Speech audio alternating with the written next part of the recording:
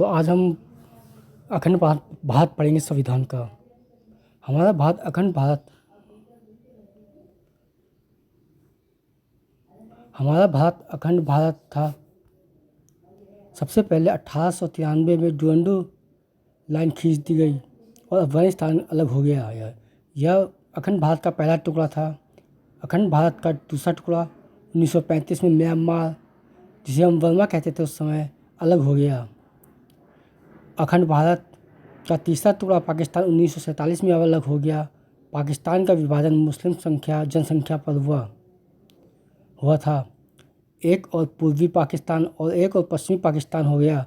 बाद में पूर्वी पाकिस्तान को बांग्लादेश बना दिया गया। रेड क्लिफ रेखा जो भारत पाकिस्तान को अलग करती है वह और भारत बांग्लादेश के बीच बॉर्डर बनाती है, उसे जीरो लाइन से जानते हैं। अंग्रेज़ों ने देशी रियासत को 3 विकल्प दिया: पाकिस्तान में शामिल हो जाए, भारत में शामिल हो जाए या तीसरा स्वतंत्र देश बना ले। जब भारत देश आज़ाद हुआ भारत में 552 से अधिक देशी रियासतें थीं। 552 देशी रियासतों को मिलाकर फेडरेशन बनाना संभव नहीं था, इसलिए सरदार पटेल को जिम्मेदारी दी गई थी कि इसे मिलाकर यूनियन बनाइए। इस काम में 3 लोगों की महत्वपूर्ण भूमिका थी: पहले सरदार पटेल, दूसरे वीपी मेनन, तीसरे माउंटबेटन। इन लोगों ने सभी राज्यों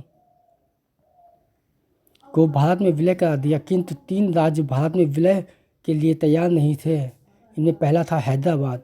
हैदराबाद के निज़ाम हैदराबाद को पाकिस्तान में मिलाना चाहते थे, किंतु सरदार पटेल ने पुलिस की वर्दी में सेना भेजा, जिसे ऑपरेशन पोलो कहा गया। इसी के तहत हैदराबाद को भारत में मिला लिया गया। दूसरा है जूनागढ़।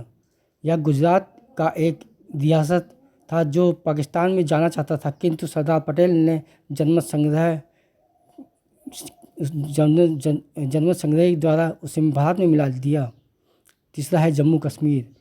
यहाँ की जनता मुस्लिम थी, लेकिन राजा हिंदू हरि सिंह थे। उन्होंने कहा कि हम ना भारत में रहेंगे, ना ही पाकिस्तान में रहेंगे, हम स्वतंत्र देश बनाएंगे। तब तक पाकिस्तान आतंकवादियों का घुसपैठ करा दिया। जब हरि सिंह को लगा कि अब हम नहीं बचेंगे, तब हरि सिंह ने नेहरू के पास आए और सरदार पटेल ने 26 अक्टूबर 1947 को विलय पत्र पर हस्ताक्षर कराकर भारत का अंग बना लिया। इन सभी देशी रियासतों को मिलाकर एक भारत का निर्माण किया गया। इस भारत को 4 राज्यों ABCD में बांटा गया। ए था ब्रिटिश प्रोविंस, वह राज्य जहां अंग्रेज़ों का शासन था। बी प्रिंसली स्टेट, वह राज्य जहां देशी रियासतों का शासन था। सी कमिश्नरी, वह बड़े शहर जहां अंग्रेज़ केवल उस शहर पर कब्जा किए थे। दूसरा डी यूटी, यूनियन टेरिटरी, केंद्र शासित प्रदेश। पहला एस्केदर कमेटी, भाषाई आधार पर राज्यों के गठन के लिए सबसे पहला 1948 में एस्केदर आयोग का गठन किया गया, किंतु इसमें भाषा के आधार पर राज्यों का गठन का विरोध किया। दूसरी समिति बनी JVP समिति, जिसमें जवाहरलाल नेहरू, पट्टाभी सीतारामैया, सरदार वल्लभ भाई पटेल थे। इन्होंने भी भाषाई आधार पर राज्यों के गठन का विरोध किया। 1952 में तेलुगु भाषा के लिए अलग राज्य के मांग करते हुए पेट्टू श्री रामुलु भूख हड़ताल पर बैठ गया और 56 दिन से भूख हड़ताल के बाद इसकी मृत्यु हो गई। फलस्वरूप जनता का विरोध बढ़ गया। इस फलस्वरूप नेहरू जी ने 1 अक्टूबर 1953 में मजबूर होकर तेलुगु भाषाई आधार पर राज्यों का गठन के लिए 1953 में फजल अली आयोग का गठन किया गया। इसने अपनी रिपोर्ट 1956 में दी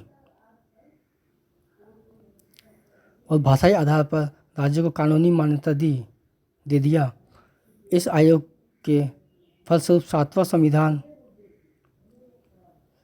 संशोधन 1956 में पारित की हुआ। इसके बाद ABCD को रद्द करके भाषा के आधार पर 14 राज्य 6 केंद्र शासित प्रदेश बनाए गए।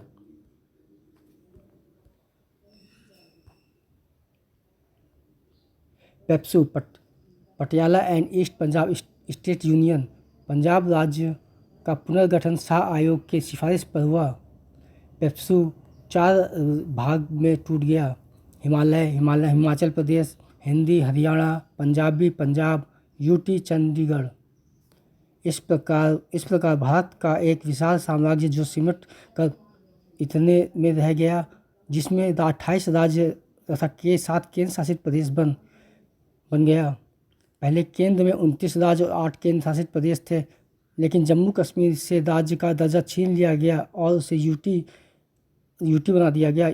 इससे 28 राज्य बच गए। पहले 7 केंद्र शासित प्रदेश थे, लेकिन जम्मू और लद्दाख को 2 केंद्र शासित प्रदेश बना देने से इनकी संख्या 9 हो गई। लेकिन एक डिसीजन लिया गया कि दादर नगर हवेली और दमन दीव को 2 अलग है, इन्हें एक कर दिया गया। अब वर्तमान में 28 राज्य और 8 केंद्र शासित प्रदेश हैं। धन्यवाद।